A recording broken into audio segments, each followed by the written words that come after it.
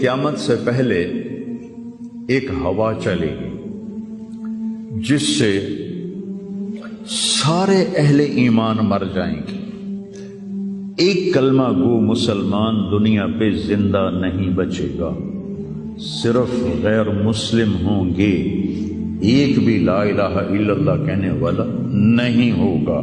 اور قیامت سے 30 سال پہلے، قیامت سے 30 سال پہلے بچے پیدا ہونے بند ہو جائیں گے کہ کسی بچے پر قیامت نہیں آئے گی. یوم تذہل کل مرضعۃ عما ارضعت، وہ ہولناکی بتانے کے لیے تشبیہ ہے. وہ یہ نہیں کہ ایسا ہو رہا ہوگا، کیونکہ بچہ تو کافر کا بھی ہو وہ معصوم ہے، مسلمان کا بھی ہو تو وہ معصوم ہے. اس لیے آپ نے کہا کہ سارے جو نابالغ مرتے ہیں وہ جس مذہب کے بھی ہیں سب جنت میں